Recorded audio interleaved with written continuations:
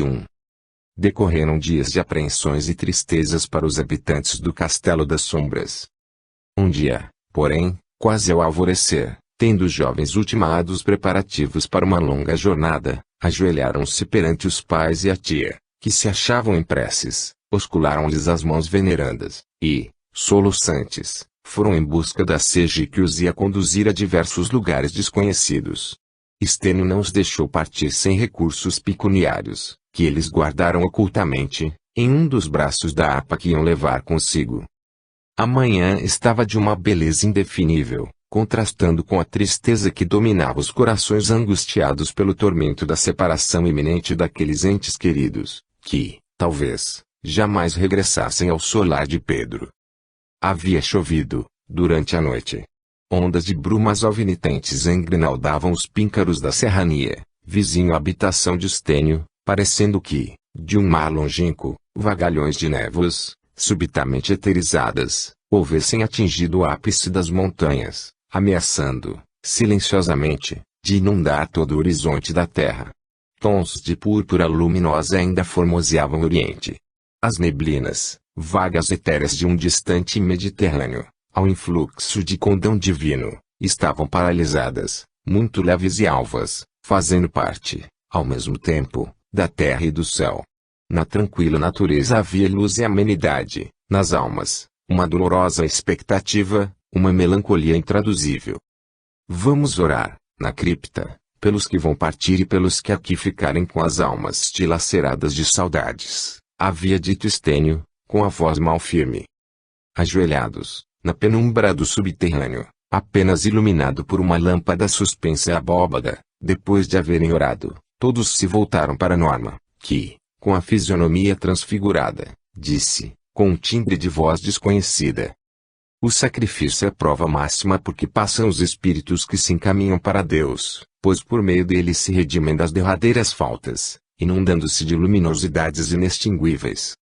O sacrifício é a pedra de toque com a qual Deus afere o valor do ouro preciosíssimo da alma humana. O déspota quer triunfar, sempre, e não sabe imolar-se por nobres ideais, quer tudo conseguir, não pelo direito e pela justiça, mas pela força dominadora do absolutismo ou por alguma apavorante crueldade, pela violência, ou pela destruição.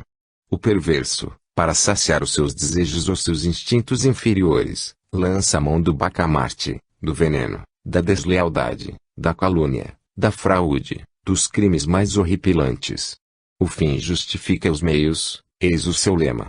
O justo, ao contrário, sabe calar-se, e resignar-se com a vontade suprema, renegar os seus direitos, emudecer seus lamentos, ajoelhar-se e implorar ao soberano do universo a força que lhe falta para cumprir, austeramente, os seus mais penosos deveres, que, muitas vezes, o esmagam, abatendo-o para o solo, fazendo-o desfalecer por momentos da fé e da esperança, que são imortais. Quem diz sacrifício, expressa o que há de grandioso e santo na alma imolada pelo bem do nosso próximo. Imolar-se por um ideal, pela consecução de elevado empreendimento, para a realização de um sonho divinal, é não medir o sofrimento, os apodos, os reveses, as desilusões esmagadoras, é ter chumbados a terra os pés agrilhoados, e a alma aprisionada a uma estrela de incomparável luminosidade, é chorar sem que ninguém perceba as suas lágrimas, é ter a carência de alimentos e repartir a migalha de pão que possui pelos que estão famintos, é tiritar de frio e ofertar o único agasalho, ou farrapo que lhe pertencia a um enfermo, a um inválido, ou a uma criancinha. Não sei qual de vós sofrerá mais acerbamente as agruras da separação, vós, que ides pelo vasto mundo, em busca de padecimentos remissores, ou vós, que ides permanecer nesta alcantilada região. O sacrifício redime e angeliza os espíritos, impulsionando-os para Deus, o eterno soberano do universo. Jesus já vos ensinou como deveis padecer. Quem quiser atingir o céu, ou antes, a perfeição espiritual, que é o termo das agruras terrenas, terá que tomar o madeiro das provas sobre os ombros, e galgar o calvário de todas as dores, que são pungitivas crucificações que purificam todas as máculas seculares das almas delinquentes.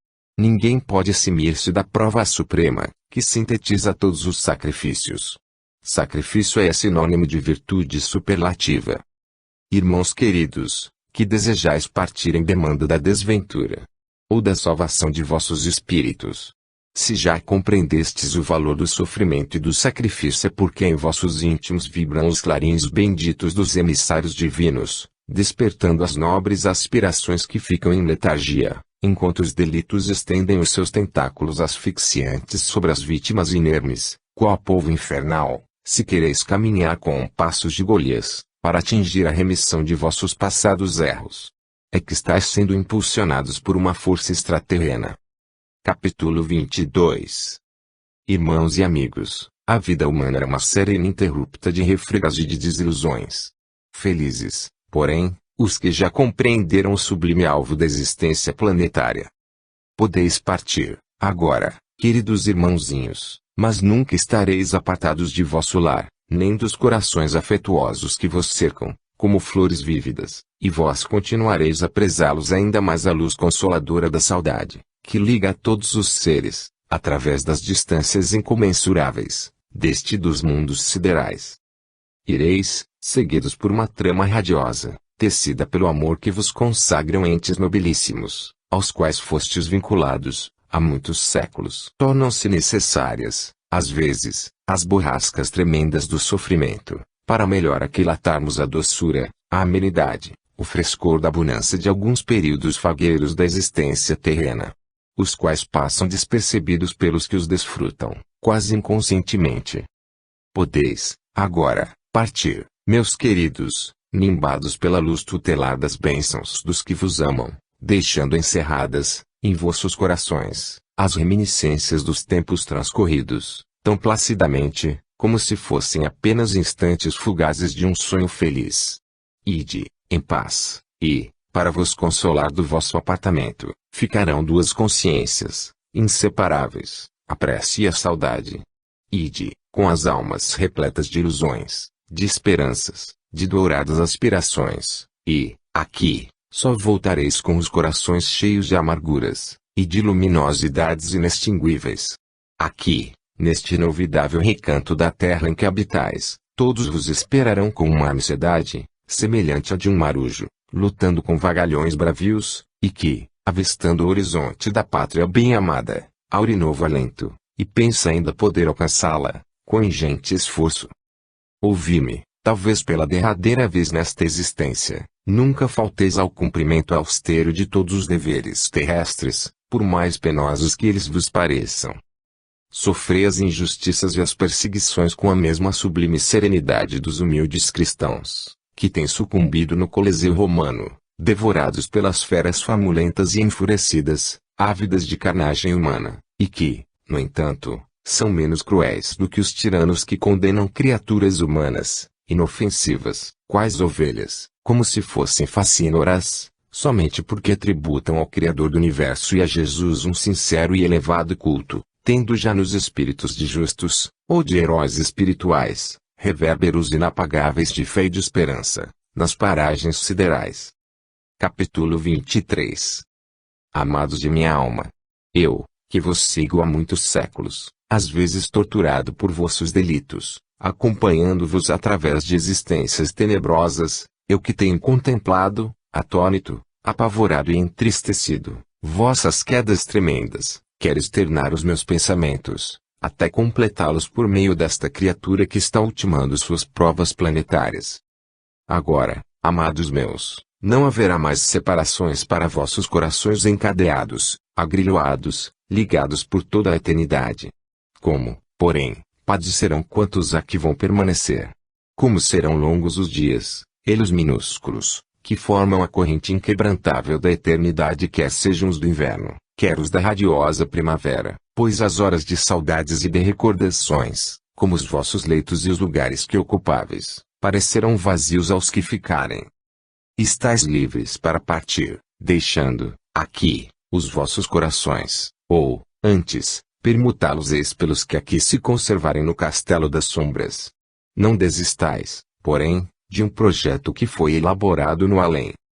Se, porventura, regressardes a este local, e a envenia da dor e da saudade já houver arrebatado algum dos que me ouvem, podereis entoar, neste recinto, aleluia da imortalidade, orando pelo que partir para as alturas consteladas.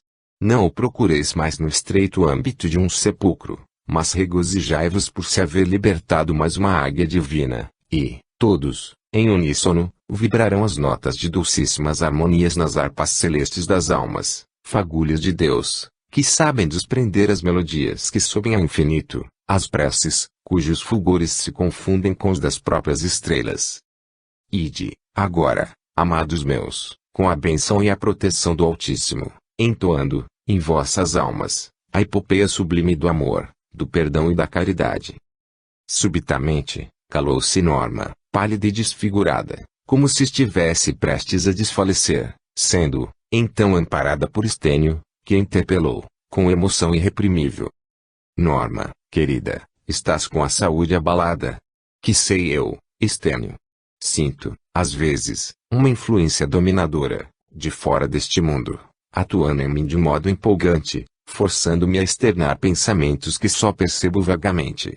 Falaste qual uma profetisa, Norma, tal como quando para aqui viemos, com verdadeira inspiração do céu.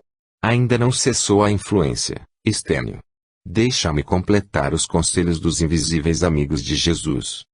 A voz da esposa de Estênio tomou outra inflexão, mais suave do que aquela com que até então havia falado, tornou-se débil e entrecortada qual a de um enfermo, como que revelando outra personalidade, e, não respondendo às arguições que lhe foram feitas, ficou em absoluto silêncio. Houve uma transformação mais pronunciada em seu semblante, que se transfigurou. Dir-se-ia que uma outra entidade esculpira era jaspe luminoso, patenteando linhas de uma pureza e dignidade que ultrapassavam as do rosto de Norma, uma fisionomia sideral. Deixou os braços de Estênio, que a amparavam até aquele instante, ergueu-se, ereta e majestosa, com os olhos cerrados e murmurou, pausadamente, com doçura. Vejo, novamente, como outrora, nos instantes de amarguras inovidáveis, nas criptas romanas, a hora em que Pedro evocava o mestre querido. Ele surgiu, serenamente, na orla do horizonte, ideal. Parece que está sulcando vagas de luz, em um batel de espumas vaporosas. Move-se, com ele, uma cruz radiosa.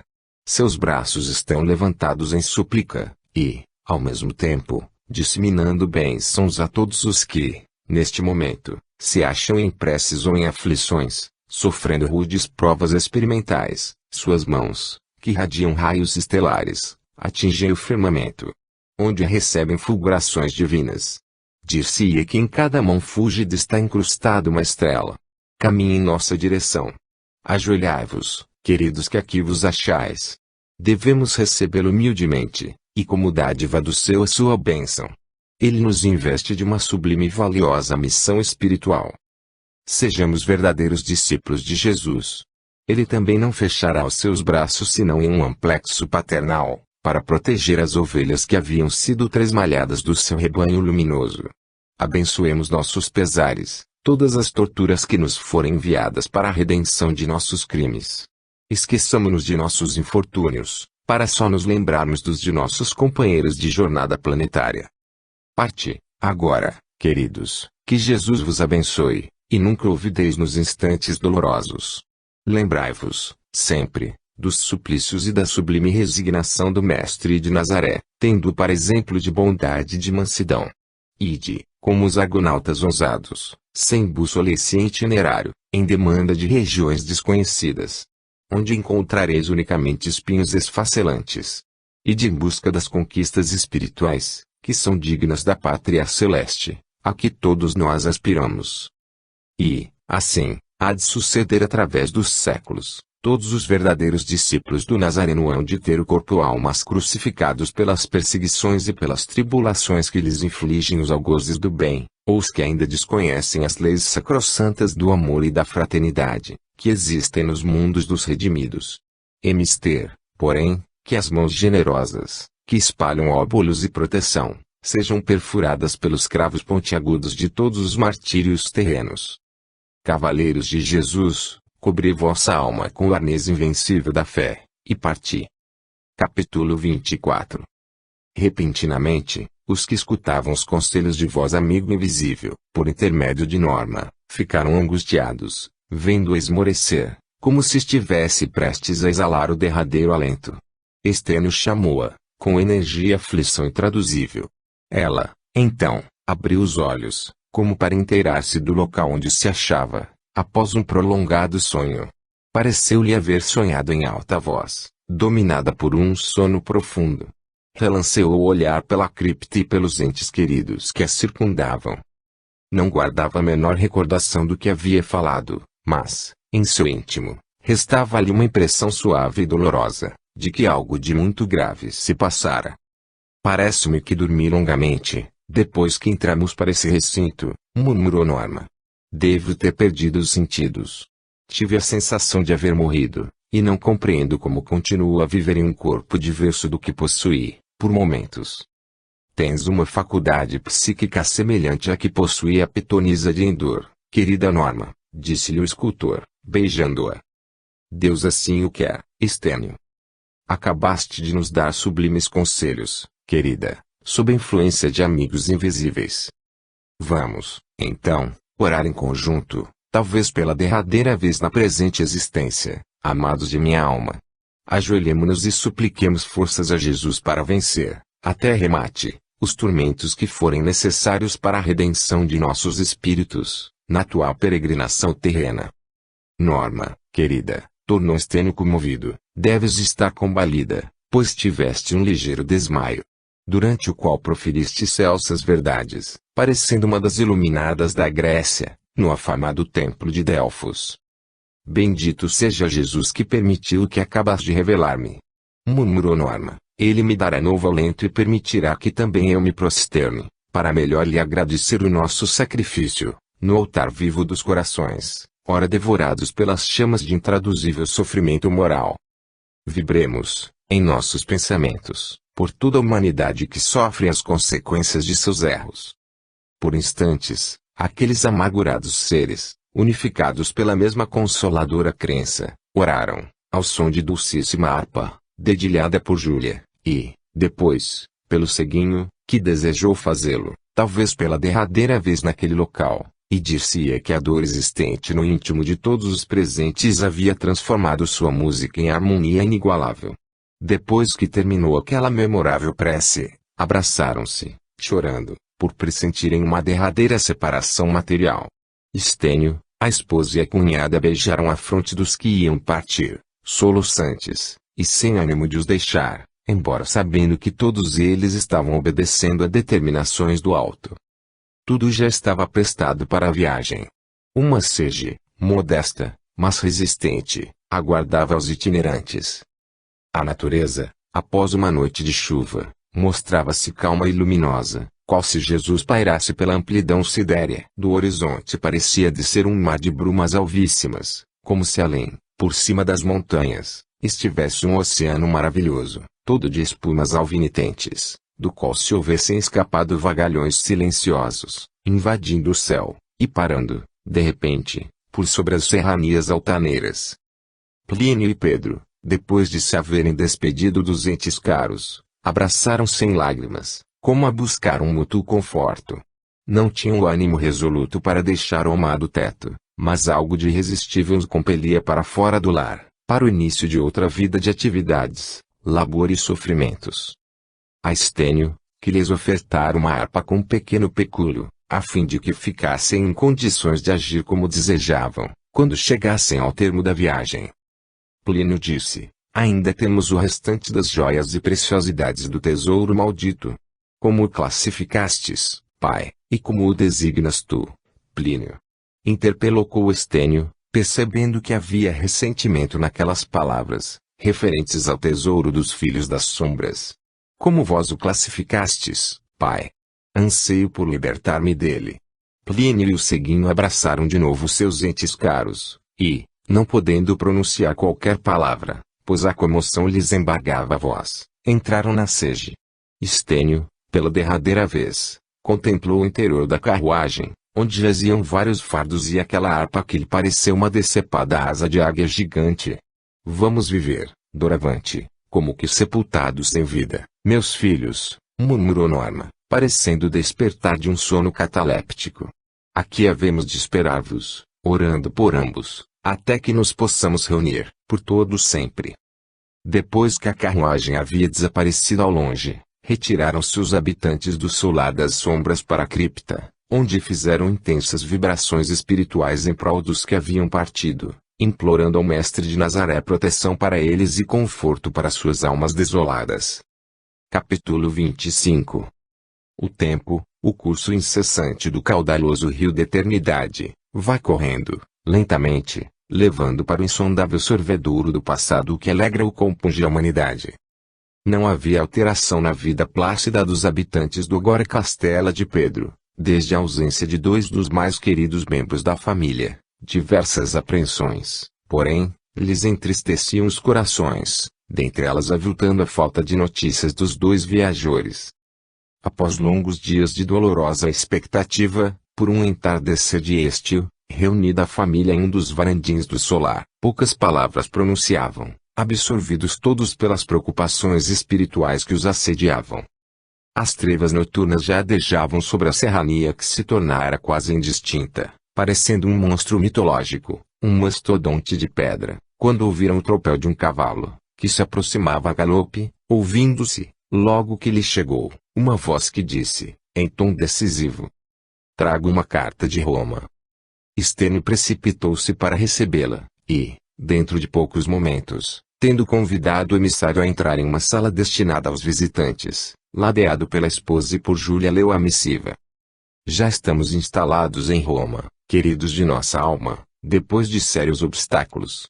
Estávamos a 3 dias do Castelo das Sombras, entristecidos e saudosos, quando, ao anoitecer, imersos em recordações, ouvimos um brado que soou dentro de nossas almas, como o clangor de uma trombeta. Parai o carro. Ou atiraremos sobre os que nele se acham." Olhei aterrorizado para fora do veículo, e divisei, a pouca distância, 3 vultos embuçados, com máscaras negras, que intimaram, com a energia dos perversos, a bolsa ou a vida. Ouvindo essa intimação irreplicável, ergui-me e respondi-lhes com segurança: "Aqui se acham 2 rapazes, que não trouxeram armas e não se podem defender, sendo, um deles, cego. Vamos a Roma, ganhar a vida. Os valores que trouxemos ser-vos-ão entregues." Uma gargalhada escarnecedora, seguiu-se às minhas palavras. "Quereis, acaso, burlar-nos? Não vemos que seja de valor. Se ganhar a vida, como possuís valores? As joias que trazemos conosco são preciosidades de nossa família, destinadas a serem vendidas para apurarmos alguns recursos, até que os possamos ganhar com o nosso trabalho. De onde vindes? Do Castelo das Sombras. Sois, então, filhos do abastado Castelão, que o transformou em fortaleza, ou descendentes dos bandidos que, por muito tempo, lá se refugiavam, e todos o sabem, lá deixaram tesouros incalculáveis. Somos filhos de um servo do Castelão a que vos referistes, o qual, generoso que é, encontrando diversas preciosidades em um dos subterrâneos, não as quis e as tem distribuído com os seus mais fiéis servidores e os camponeses dos arredores. Eis, pois, o que nos deram, para as nossas primeiras despesas. Deixai-nos partir, em busca do pão para a boca, por Júpiter. Estamos hoje com sorte, depois de tantos dias magros. Vamos herdar alguns punhados do tesouro dos filhos das sombras, nossos ilustres antepassados. Podemos agora agradecer a Satanás, nosso melhor amigo, a herança que nos coube. Dai-nos o que nos prometestes, mancebos. Aqui tendes, senhores, o que levávamos. Aqui se acham todos os haveres que nos pertenciam. E tendo a nossa bolsa, deixai que partamos com a vida e a harpa que é o nosso ganha-pão. Sim, levai-a porque nos é inútil. Mas ai de vós, se nos tiverdes logrado. Não vos iludimos, senhores, exclamou Pedro, com doçura e tristeza. Eu vos afirmo que a harpa será o nosso ganha-pão, o sustento de nossa vida. Com a graça de Deus. Tempo virá em que haveis de mudar de pensar, arrependendo-vos por haver disposto vossas aspirações somente nas coisas da terra. Que nos importa o futuro e o que desconhecemos? Venha de lá a bolsa e não percamos tempo com inutilidades. Calai-vos, agora, se não quiserdes perder a vida, pois sabemos provar-vos se ela depende de Deus ou de nossos punhais. Achamos inútil qualquer outra ponderação com aqueles desventurados pecadores, e nunca eu compreendi, tão nitidamente, como naqueles momentos, a necessidade que há de respeitarmos o alheio, os direitos sagrados de nossos irmãos. Confesso-vos, queridos pais, foi com alívio que vi passar em as mãos daqueles infortunados sicários o restante dos haveres dos filhos das sombras, os quais do mundo só conhecem e conheceram o mal, o dinheiro e a revolta contra a sociedade. Sentimos que um enorme peso se havia deslocado de nós ambos para aqueles aventureiros, que, quanto mais encherem a bolsa, mais vazia lhes fica a alma imortal, eterna e imperecível. Eles a empobrecem, para somente acreditarem no que vale tanto quanto um punhado de cinza atirado ao curso de um vendaval, o dinheiro. Por instantes, que me pareceram horas, aguardei a sentença dos lábios daqueles desgraçados sicários, refletindo na torpeza do latrocínio.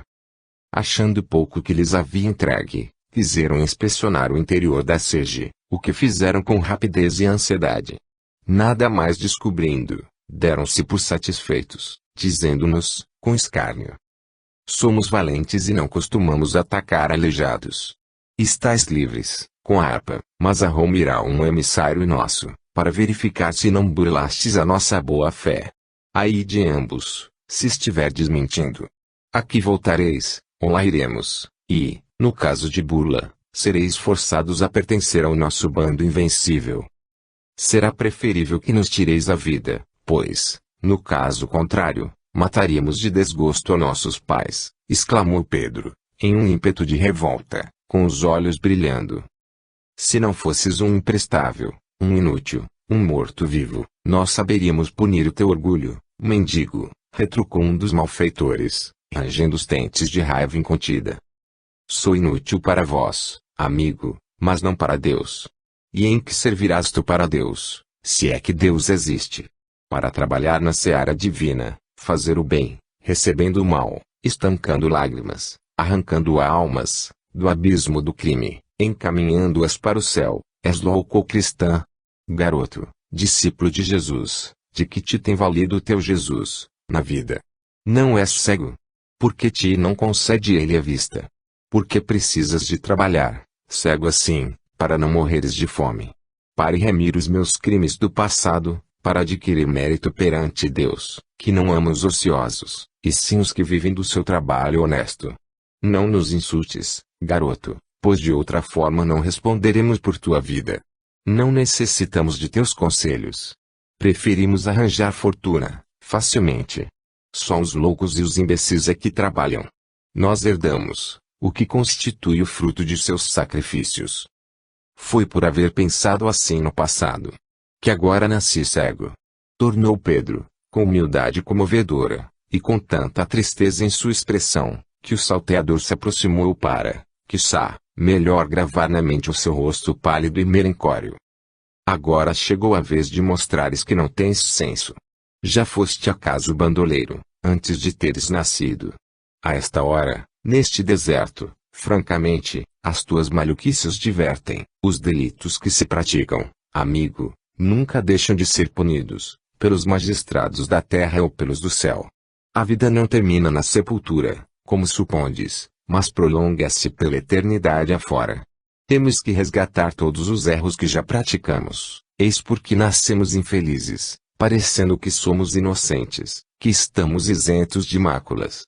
É por esse motivo que nascemos cegos, defeituosos, mudos, deformados, porque, embora estejamos deslembrados do que já fizemos, essas lacunas da natureza revelam que fizemos mau uso dos olhos, das mãos, ou da voz.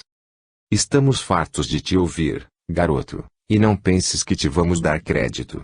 Nós, seres normais, só acreditamos no que nossos olhos enxergam, e que o nosso futuro será este: o corpo, de que ora nos utilizamos, desaparecerá no sepulcro, devorado pela terra, sempre faminta. Só contamos com o presente e com o dinheiro. Já pensei da mesma forma, amigo, hoje, porém, bem vedes que todo o ouro da terra não poderá comprar uma gota de luz para meus olhos cheios de trevas. Compreendeis que o dinheiro não pode comprar a vista nem a paz da consciência. Cada um segue o destino que quer. Podemos modificar o nosso destino, conforme o nosso proceder. Por quê, então, és mais desgraçado do que nós? Porque sofro as consequências do passado cheio de crimes. Porque já errei muito, ceifei muitas vidas preciosas, causei muitas dores, e não mereço ainda a felicidade que Deus concede aos bons e aos justos, em lugares isentos de sofrimentos. Basta. Já ouvimos mais do que costumamos. Estamos habituados a não dirigir a palavra aos viajantes. Mandai fustigar os cavalos e desaparecei de nossa vista. Para não sermos tentados a fazer-vos calar para sempre, a fim de ficar-me com a sege e as alimárias.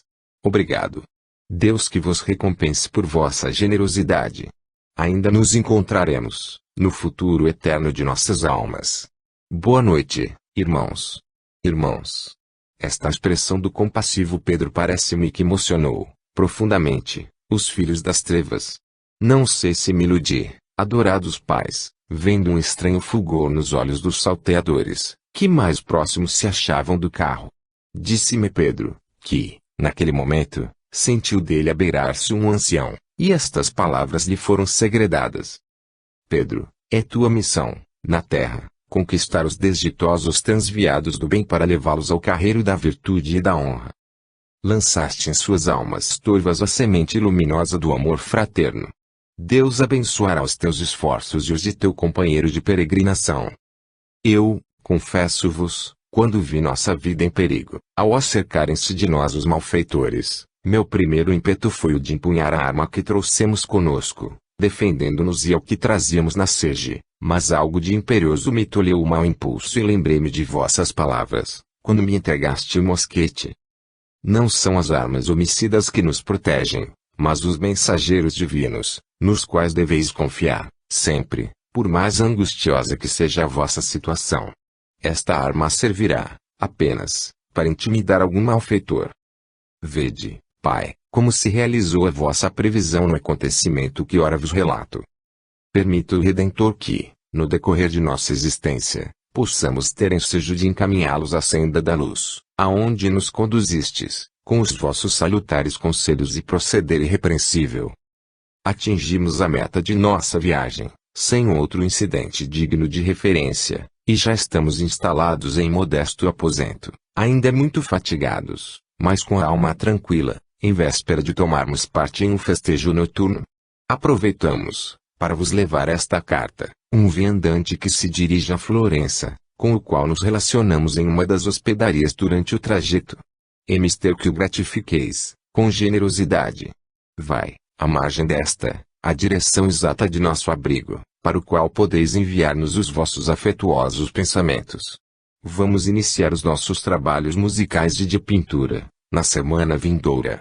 Pedro tem composto diversas melodias, mais merencórias do que as que já conheceis, pois é a saudade que as inspira. Assim que nos for possível, mandar-vos-emos as nossas impressões sobre a nossa estreia, em uma casa de diversões públicas, para a qual fomos contratados. É preciso que muitos se divirtam à custa de nossas mais pungentes amarguras, a fim de que possamos suavizar as alheias. Eis o nosso destino. Osculam-vos as mãos queridas, bem como as da inesquecível tia Júlia, os muito saudosos, sempre amigos e filhos extremosos, Plínio e Pedro. Capítulo 26. A chegada daquela carta dos ausentes estremecidos levou um raio de alegria às almas sensíveis dos habitantes do solar das sombras.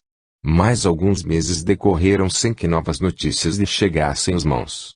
Finalmente, após muito esperar, e quando Estênio já havia tomado a deliberação de ir a Roma, um peregrino lhes entregou uma segunda missiva, cuja data era muito anterior à da entrega.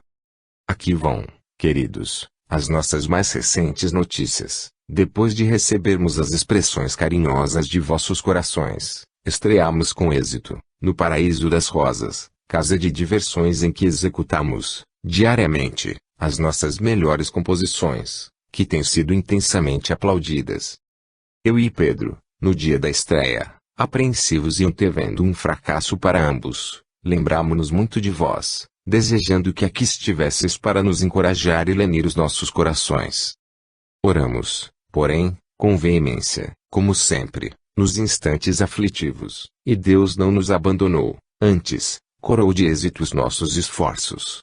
Já nos vamos relacionando, nesta famosa e antiga Roma, e não podeis compreender o contraste que há entre os que se divertem e os que sofrem em mansardas infectas, ou os que oram nos subterrâneos sombrios, voltando os pensamentos para o Criador do Universo. Temos, queridos nossos, descido às criptas asfixiantes, distribuindo o que pudemos salvar, com a proteção dos amigos invisíveis, quando fomos assaltados por cruéis salteadores. O que nos resta, porém, já é pouco, e, se não for o fruto de nossos labores, não teríamos mais o indispensável para nossa manutenção. Quando, porém, nos enviardes algum recurso pecuniário, não o façais prodigamente, pois não queremos suscitar a cobiça alheia nem que nos faciliteis ensejo de repouso. Já passamos por amaríssima decepção, fomos contratados para divertir os convivas de um potentado romano residente em Nápoles, quando, porém, começamos a executar as nossas melhores composições, melancólias reminiscências dos tempos idos, sentindo-nos alheios em uma sociedade corrupta e ébria de libações deliciosas e de gozos impuros, alguns assistentes disseram-nos, com arrogância: não estamos aqui para chorar, e, sim, para nos deleitarmos. Se não sabeis outras músicas, roubastes o nobre Marcos, que vos contratou para que nos divertisseis e não para que nos entristecesseis. Não deveis, senhores, murmurou Pedro, emocionado, esperar que dois desditosos vos fizessem alegres e felizes. Só sabemos expressar o que se oculta a vossos olhos e existe em nossos corações, a dor. Que nos importa o vosso sofrimento? O que queremos é fruir os gozos da vida.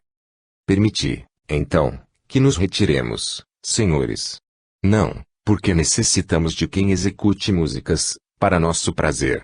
Se daqui sairdes, depois de nos haver burlado, caro pagareis a ousadia, Marcos mandar-vos-á encarcerar. Mas nós não praticamos crime nenhum, então julgas que os párias estão isentos do chicote do cárcere. Perante Deus todos merecem a mesma justiça, mentes, cego e insolente. Somos diferentes em tudo, física e socialmente falando. Deve existir uma causa que ignoramos agora, respondeu Pedro, com a voz trêmula de emoção. És tu ignorante, não eu, pretensioso. Os deuses fizeram, a seu talante, bons e maus, ricos e pobres, nobres e plebeus, para que não tivessem todos as mesmas pretensões nem se julgasse com os mesmos direitos, como pensam os imbecis, em cujo número tu te encontras. Não é ser imbecil desejar justiça e igualdade de condições. O que deve existir nos planos superiores do universo? Quem sabe o que existe, depois de nossa morte? Deixemos as conjecturas inúteis. Nós exigimos que ambos executem músicas alegres sem o que serão vergastados por ordem de Marcos. Quem sabe se não sois cristãos, ousados párias? Nós havíamos sido contratados, por um amigo, para certo festim então realizado em Nápoles, onde nos achávamos havia 2 dias. Tão logo foram proferidas aquelas palavras pelo arrogante conviva de Marcos, estranho rumor se fez ouvir, parecendo lulo no interior do solo, e, logo, como um carcinoma de fogo, incendiou-se o Vesúvio, arrojando chamas e lavas, em proporções assustadoras. Estabeleceu-se grande confusão. Eu abracei o pobre Pedro, que me disse, emocionadíssimo: eis a resposta àquele infeliz. Vamos morrer, por certo, Plínio. Oremos, aqui mesmo, por todos os nossos companheiros na hora suprema. Lembremo-nos de nossos pais e de tia Júlia, que terão nosso derradeiro pensamento na terra. Lembremo-nos de Jesus, que dulcificará todas as nossas amarguras. Sim, querido Pedro. Vamos, porém, tentar salvar a nossa vida nesta confusão. Arrastemos a harpa, a asa morta, que nos auxilia a ganhar a vida. Com esforço inaudito, pudemos fugir e caminhar, arrastando nosso fardo precioso. Ao amanhecer, já se ouviam longe os uivos do Vesúvio. Eis-nos, por isso, há 2 dias, de regresso de Nápoles, cuja recordação nos é extremamente penosa. Fomos forçados, pelas circunstâncias prementes de nossa nova situação, a compor canções e músicas menos dolorosas, evitando dissabores.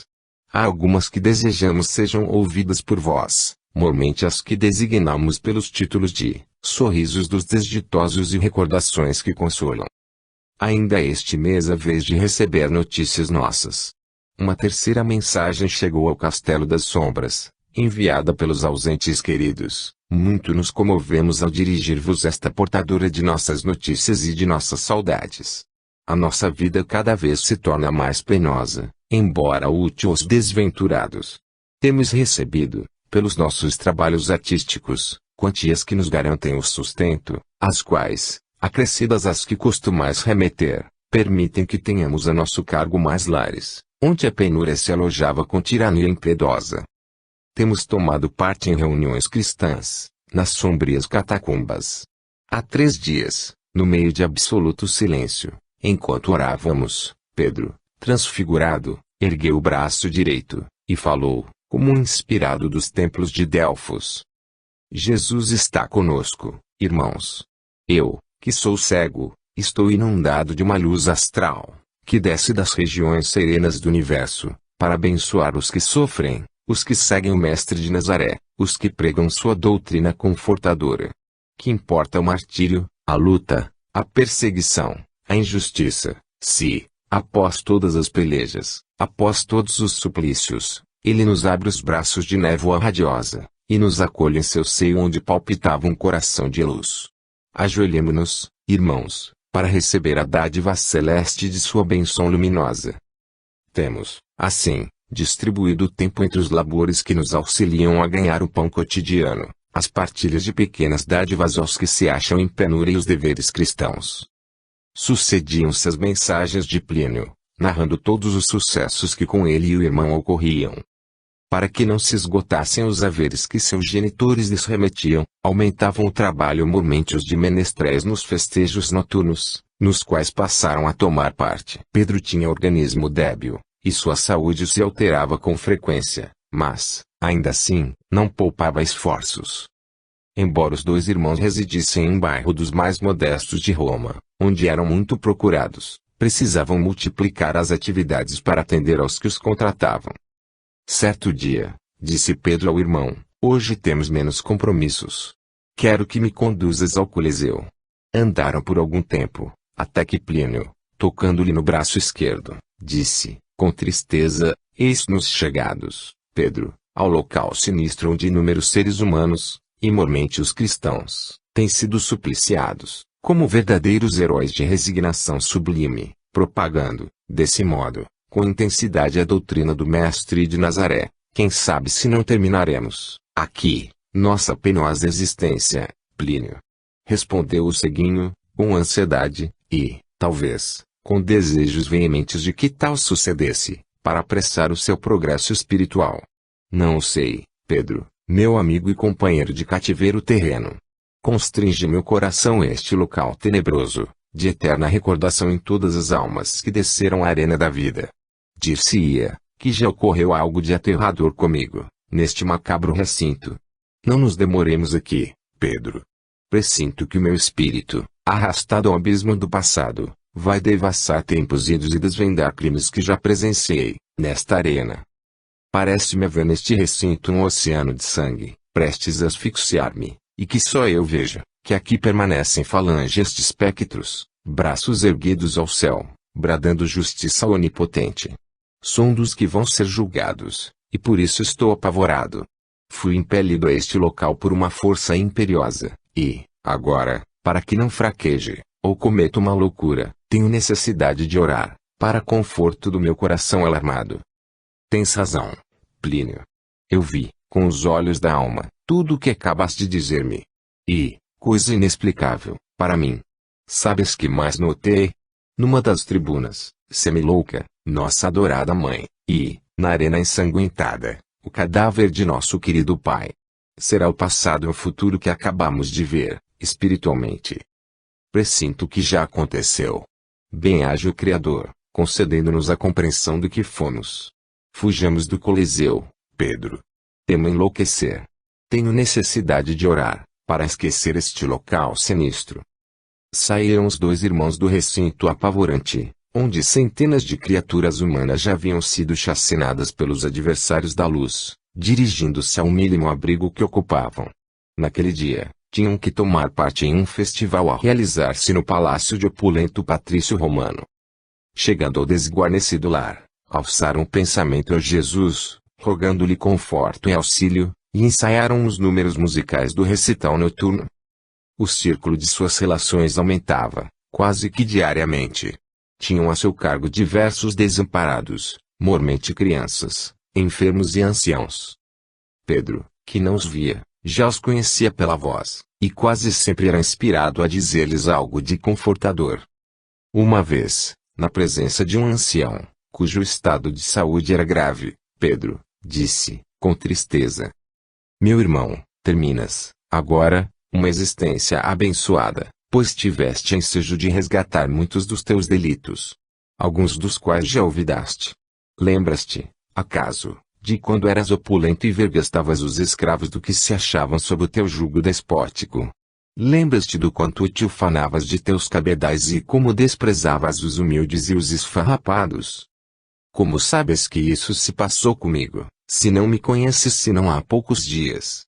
E ainda não te fiz nenhuma revelação sobre a minha vida. Vejo o teu passado à luz dos olhos de minha alma, irmão. Sou cego dos órgãos visuais, mas meu espírito vislumbra o futuro, e devasso o passado. Dize, então, o que me aguarda no porvir. Tenho ânsia de o saber, mudança de situação. Virás à terra sob a proteção de um dos luminares do céu. Vais trabalhar na seara do Senhor, e muitas bênçãos conquistarás. E ainda reaverei os meus tesouros, como estive outrora.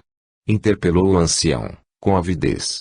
Quem deseja conquistar um ouro divino, não se deve preocupar com o ouro das jazidas, que, muitas vezes, arrasta ao abismo dos mais negros crimes. Mancebo, auxilia-me a conquistar o ouro do céu, exclamou ele. Pedro, piedosamente, sentado a seus pés, em humilde leito, deu-lhe edificantes instruções, que lhe confortaram o coração, proporcionando-lhe novo alento. Plínio, que também o escutava com crescente interesse, disse-lhe: Pedro, meu querido irmão, és um inspirado de Jesus. Pedro calava-se, humildemente, murmurando, às vezes: Se afugou na minha palavra, Plínio, este devem provir do radioso ancião, que me aparece sempre, inspirando-me o que expresso por meio da palavra. Inúmeras foram as conversões ao cristianismo que o humilde ceguinho conseguiu, por meio da palavra. Reuniam-se, às vezes, em um subsolo abandonado, nos arredores de Roma, diversas criaturas desalentadas, a fim de receber ensinamentos e auxílio monetário que pudesse minorar-lhe as agruras da vida. Dentro em limitado tempo, os filhos de Esteno tornaram-se populares na grande metrópole cesareana. Convidados para executar as mais formosas composições daquela época, apresentaram-se, certa vez, na encantadora habitação de um senador patrício. Aproximando-se do local, Plínio sentiu-se abalado por um tremor convulsivo. Julgando-o enfermo, deram-lhe um cálice de faleno para o reanimar, e, alguém, fazendo reparo em suas modestas vestes, disse, penalizado: Quem sabe se ele está faminto? Não, respondeu Pedro, com humildade, nós trabalhamos o suficiente, e temos sempre o pão de cada dia. É então doente. Por que aceitastes o compromisso de vir tomar parte no festival de Caio Flávio? Nós saberemos cumprir o contrato, disse Pedro, com ânimo sereno. Nesse interim, Plínio segredou-lhe: Já melhorei, Pedro, e, graças à proteção de Jesus, podemos cumprir o contrato. Mas, que sentiste, Plínio, que te causou uma palidez cadavérica, como disseram os circunstantes? Uma sensação indefinível, de angústia e compunção. Quando chegarmos a casa, dir-te-ei. Reanimado Plínio pelo vinho generoso, dentro em poucos instantes os dois irmãos executaram admiráveis melodias, que foram aplaudidíssimas. Plínio pôde narrar o que com eles se passara. Não sei expressar, fielmente, o que ocorreu comigo, quando penetrei naquele local festivo. Sei apenas que fui preso de um aturdimento, ou antes, de um esvaimento de meu próprio ser. Como se minha alma se estivesse extravasando por meus poros. Enquanto me reanimavam, ouvi alguém murmurar dentro de mim mesmo, como de espírito para espírito: Eis o local onde cometeste os mais nefandos crimes. tirano, que foste, aqui subiste a escaleira do crime, da vingança, da barbaridade. A habitação onde te achas, recentemente reconstruída, relembra cenas apavorantes. Se o sangue que aqui foi derramado pudesse hoje ser reunido, chegaria para asfixiar todos os convivas que estão aqui. Vê como a justiça divina é íntegra e infalível. Vês, agora, invertida situação de potentado, feito simples cantor ambulante, igual a um desventurado menestrel. Que apunhalaste, outrora, jogando no tanque das vorazes moreias, somente porque teve a ousadia de decantar a formosura da que usurpaste aos carinhos de um noivo que desventuraste. Julguei ver, então, Pedro, um jovem ensanguentado, com o coração fendido e, logo após, diversos espectros, em atitude ameaçadora, atirando-me uma névoa denegrida, que me penetrava nos poros, causando-me uma sensação indefinível, de dilaceramento ou de intoxicação. O meu terror foi tão intenso, que dei graças a Jesus por haver perdido os sentidos. Graças sejam rendidas ao Mestre bem-amado e ao Criador por nos haverem concedido esses conhecimentos preciosos. Entristecidos, voltaram ambos ao toguro em que viviam, e, durante alguns dias, Plínio permaneceu enfermo, febril e desalentado. Por vezes erguia-se do leito, dizendo, com os olhos desmesuradamente abertos: Vejo, Pedro, eles vieram até aqui. Zombam de meu sofrimento, riem-se das minhas torturas. Meu martírio atinge ao auge, quando me apresentam, morta por enforcamento. Nossa adorada e formosa mãe. Sinto a boca ressequida e amarga e eles me dão taças de sangue para aplacar a sede abrasadora, que, então, recrudesce, requeimando-me o coração e a própria alma. Vou expedir um portador, Plínio, chamando nossos pais, para que tenhas mais conforto e possas ser tratado convenientemente. Teu estado não me parece bom, Plínio. Não, Pedro, não provoques o nosso regresso. É mister que fiquemos aqui mais algum tempo. Não te aflijas tanto com o meu estado. Sei que vou melhorar e poderemos prosseguir o nosso trabalho.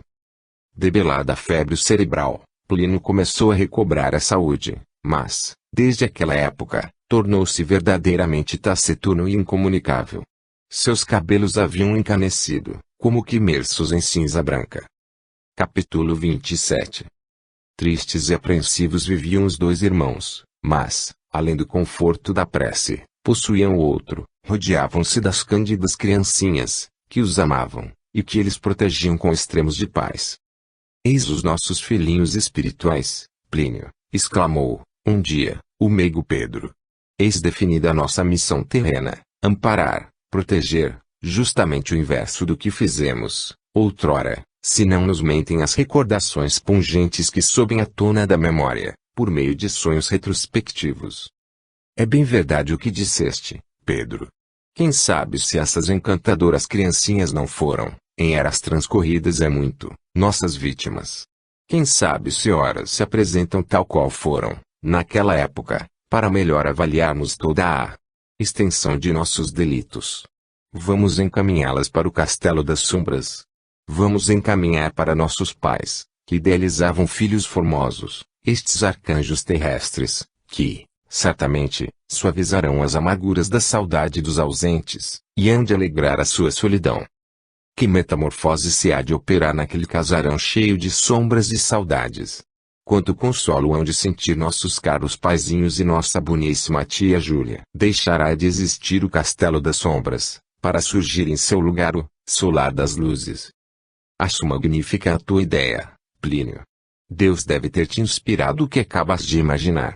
Que felicidade vamos proporcionar a nossos desolados parentes e a estes anjos da terra. Plínio foi buscar a harpa, e o ceguinho começou a dedilhar harmoniosos acordes. Subitamente, bafejado, aquele entoou uma comovedora canção, improvisada no momento. Crianças que nos cercais, com um bando de andorinhas, guardadas, no céu deixais as vossas brancas asinhas. Viestes suavizar agruras de nossa vida. Agora ides, a espalhar os beijos de despedida. Ide, andorinhas serenas. Buscai feliz região, deixando conosco as penas, dentro em nosso coração. Esta canção, que foi largamente aplaudida e se tornou popular em Roma, deu maior nomeada aos dois artistas, e, dentro em pouco, as suas previsões foram totalmente realizadas. Suas amiguinhas, a cândidas companheirinhas de suas horas de lazer, seguiram, algumas acompanhadas pelas progenitoras, viúvas em estado de penúria, para o solar das sombras, onde foram recebidas com demonstrações de carinho, e lá se instalaram, definitivamente, alegrando a solidão em que todos viviam, saudosos dos ausentes bem-amados. A canção de Plínio, enviada a seus pais e a Júlia, muito os comoveu, arrancando lágrimas de saudosas recordações. Plínio escreveu aos pais: perdeste os 2 monstros, ganhastes 15 formosos arcanjos. Vede quão generoso é o Criador de todas as coisas. Aqui vão os nossos mais belos irmãozinhos, que não nasceram no solar das sombras, mas no da penúria. Vão, aí, em busca de carinho, de um lar honesto, farto e acolhedor. Recebei-os como se fossem vossos filhinhos. Pedro e Plínio viram partir seus encantadores companheirinhos pelo alvorecer de um radioso dia, dentro de humildes veículos, fornecendo-lhes eles tudo quanto necessitavam para a jornada. Disse o mais velho, vendo-os partir lacrimosos: eu os amo tanto como se fossem, realmente, filhos enviados por Deus, e não sei como resignar-me com essa nova separação. Fazem-me falta os seus risos e as suas inocentes palestras, para que os possamos esquecer. Vamos ausentar-nos de Roma por algum tempo, Pedro. Pedro concordou com o irmão, e, dentro em poucos dias, foram peregrinar em Salerno, aprazível cidade, pouco distante de Nápoles, onde se apresentaram em público, sendo contratados para diversos festivais. Já, então, se haviam passado alguns anos, desde quando deixaram o lar paterno. Amarguras pungentes, por vezes, surgiam por desconsiderações recebidas, por falta de trabalho, que os deixava em situação penosa, por injustiças que lhe infligiam, arrancando-lhes lágrimas de dor profunda. Muitas vezes desejavam regressar ao solar das sombras, onde poderiam desfrutar algum repouso, mas, contratempos imprevistos foram prolongando a sua permanência em Salerno. Na era em que estavam, ainda havia intensa perseguição aos cristãos, os quais, para encontrar conforto às suas atribulações, se reuniam secretamente, nos subterrâneos, mormente-nos dos prédios em ruínas, que não eram escassos naquela região.